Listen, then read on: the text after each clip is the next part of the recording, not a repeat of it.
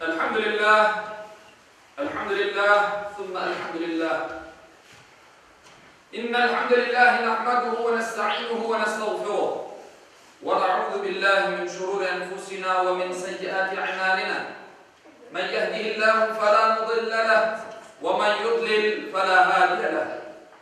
Neşhedü en la ilahe illallah vahdehu la şerike leh ve neşhedü enne seyyidena ve senedena ve mevlana محمدا عبده وحبيبه ورسوله أما بعد فيا عباد الله أوصيكم بتقوى الله وطاعته إن الله مع الذين اتقوا والذين هم محسنون قال الله تعالى في محكم كتابه الكريم بسم الله الرحمن الرحيم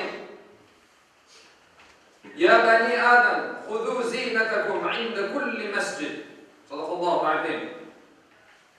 Saygılı Müslümanlar, dinimiz cami ve cemaatta pek büyük emniyet vermektedir. Çünkü cemaatta güç, ayrılıkta ise zayıflık ve yok olmak vardır.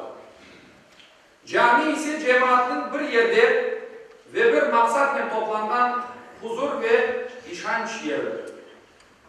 Peygamber Efendimiz'in sallallahu aleyhi ve sellem'in ifadesinin camiler Allah katında en makbul mekanlardır, yerlerdir. Camilerin minareleri insanların namaza, kurtuluşa çağırar. Mihrapları bir emirge itaat edip arkasından ketmege öğretir. Minberleri medrese vazifesini eda eder. Dinimiz her işte uyulması gerekli olan edep kaidelerini yerleştirgendir. Bunun için yolun, evinin, ticaretinin, laf etmekinin, caminin ve cemaatinin edep ve kuralları vardır. Birinci, cami edebinde birinci kaide, camilerin tek Allah için kurulmasıdır. Günümüzde Allah'a binlerce şükürler olsun, Kırım Yarımadamamızın her bir köşesinde birçok cami kurulmaktadır. Bu camiler farklı maksatlarla kurulmaktadır. Kimerde bir yerde toprak sahibi olmak, kimerde öz cemaat ya da fırkanın düşüncelerini yaymak. Yüce Rabbimiz Kur'an-ı Kerim'de şöyle buyurmaktadır. Allah'ın camilerini bir tek Allah'a ve ahiret gününe inangan, namazını kılgan, zekatını vergen ve Allah'tan başkasından korkmagan kimseler kurarlar. Doğru yolda olanlar olardır diye buyurar Tevbe suresinin 18. ayetinde. Sevgili Peygamberimiz Muhammed sallallahu aleyhi ve sellem bir hadiste şöyle buyurar. Kim Allah için bir ev yani cami kursa Allah da cennette onun için bir ev kurar diye buyurandır. Kurulgan camiler mescid-i dırar yani fitne maksadıyla kurulgandan sebep Peygamberimiz sallallahu aleyhi ve sellem tarafından sındırılgan cami gibi olmasın kurulgan camilerimiz. İkinci, camiye gelgen adam zikir, namaz, ibadet ve Allah'ın rızasını kazanmak için gelmek gerek.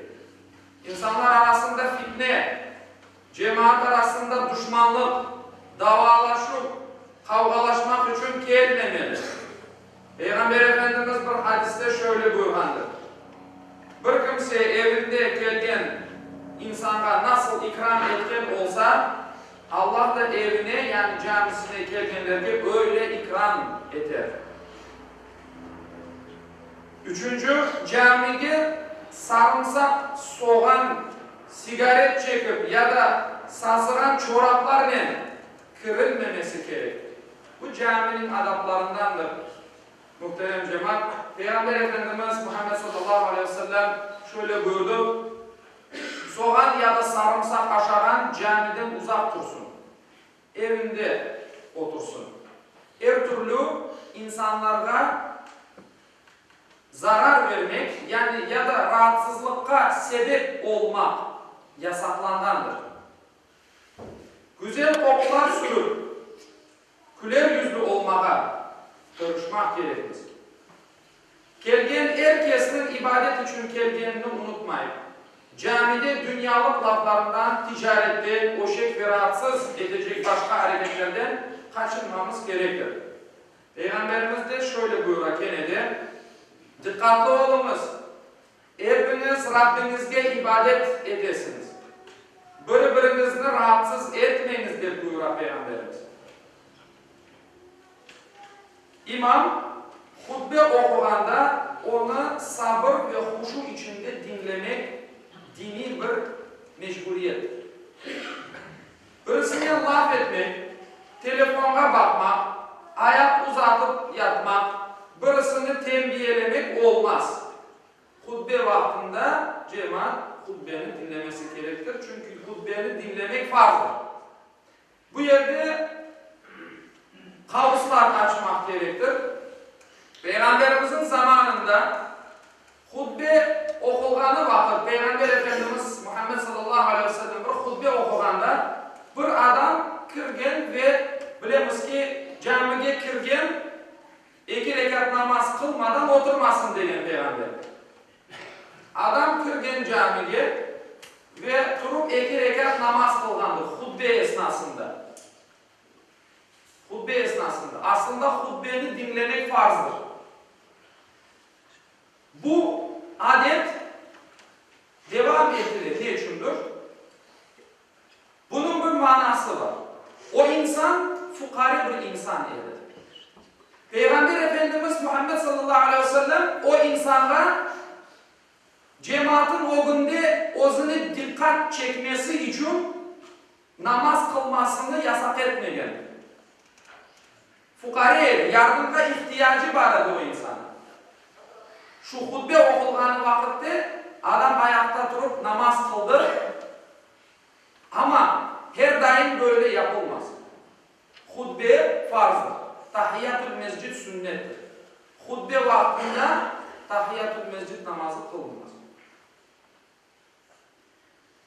Her şeyin bir sebebi var çünkü. Peygamberimizin işte sünneti nedir? Aytkan sözleri, yapkan hareketleri ve onun takrirleridir. Yani kabul etüleridir. Bir şey aytmayıp kabul etmesidir.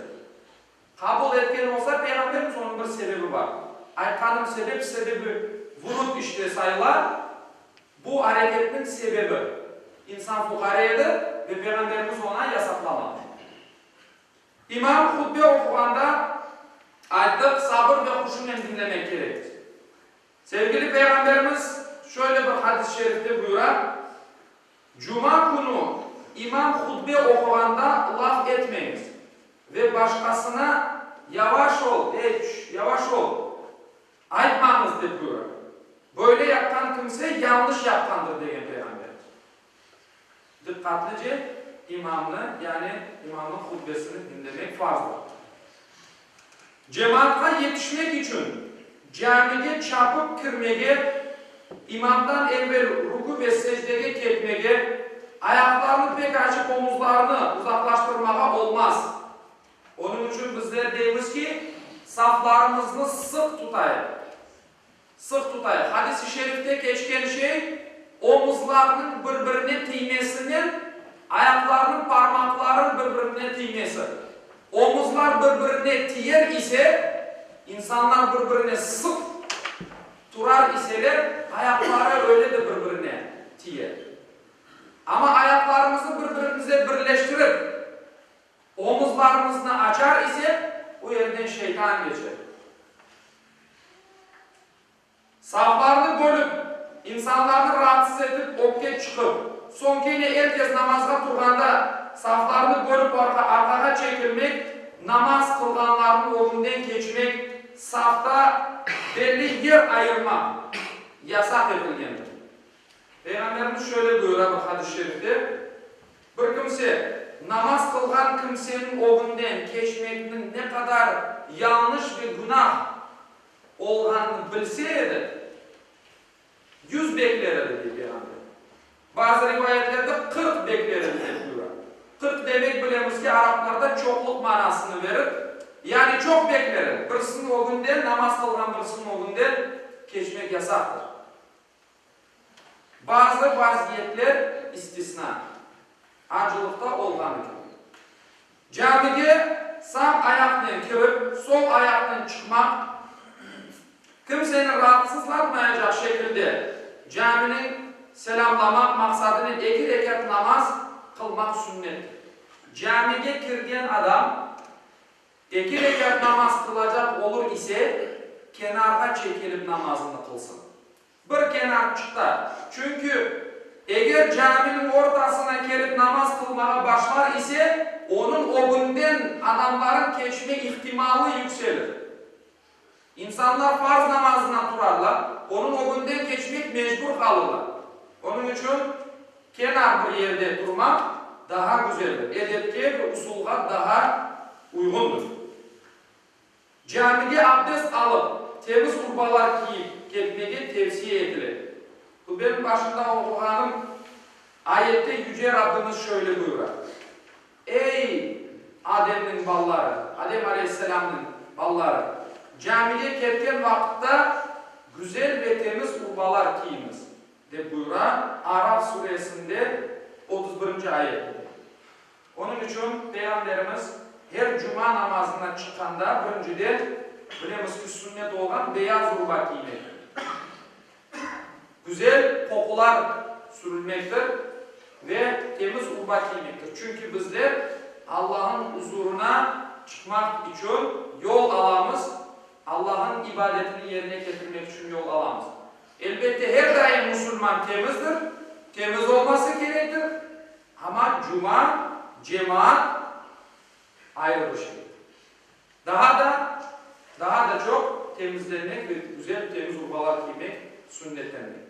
Allah Teala cümlemizge şu bizim mukaddes mekanlarımız olan camilerimizni gerçek manada Allah rızası için kurgan kullarından eylesin.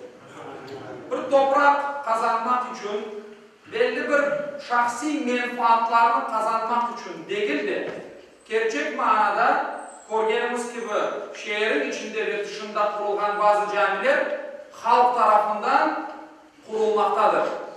Birisi akçı getire bere, birisi demir getire bere, birisi siment bere, birisi başka bir şey getire. Bakarsın öyle bir bereketli ola ki o işte Allah rızasını kazanmaya çalışkan insanların hareketleridir. Onun için Allah rızası için kurulsun bizim camilerimiz vatanımızda. O camilerin içindeki usul adabı da bizge bağlıdır. İnşallah Allah namuslu, terbiyeli, adabının usulunu bilgen kullarından cümlemizden eylesin inşallah. Allah-u Teala camilerimizi çoklaştırsın, minarelerimizi yükseltsin, ezanlarımızı susturmasın inşallah. Allah-u Teala o dinimizni gerekli gibi o üretmeye hareket etken kullarından cümlemizden eylesin. Ve ahiru da'vana elhamdülillahi rabbil alemin.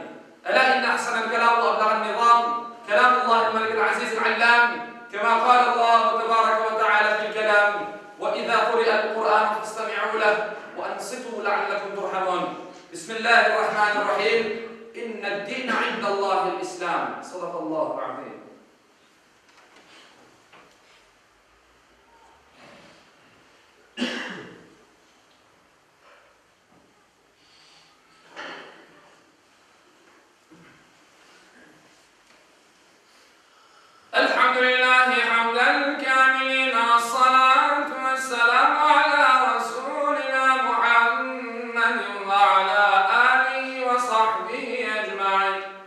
تعظيما لنبيه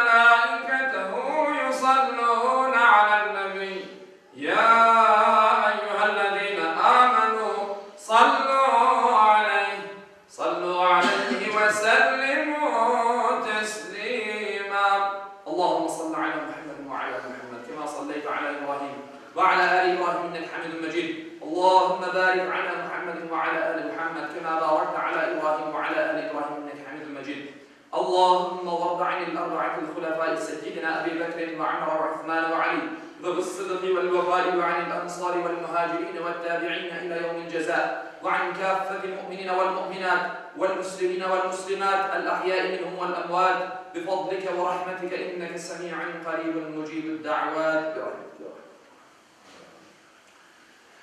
عباد الله إن الله يأمر بالعدل والإحسان وإيتاء ذي القربى وينهى عن الفحشاء والمنكر والبغي يعظكم لعلكم تذكرون ولذكر الله أكبر والله يعلم ما تصنعون. Okuğanım ayette Yüce Allah buyurar.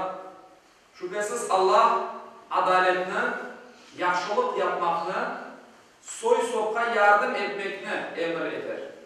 Edepsizlik, fenalık, isyan edip zulüm işlemekni de yasaklar. Düşünüp uymanız için sizlerge nasihat verir. Cumanız hayırlı ve mübarek olsun. Muhterem cemaat, sizler için bir ilanım olacaktır. Namazdan evvel yanıma bir dindaşımız gelip bir dua etmenizni rica etti. Cemaat duası istenilir hepimizden. Abdullah degen bir din kardeşimiz plita tibinde kalgan, plita sıkıştırgan ve şimdi reanimasyada ağır bir vaziyette. Dualarınızda eksik etmeyiniz inşallah.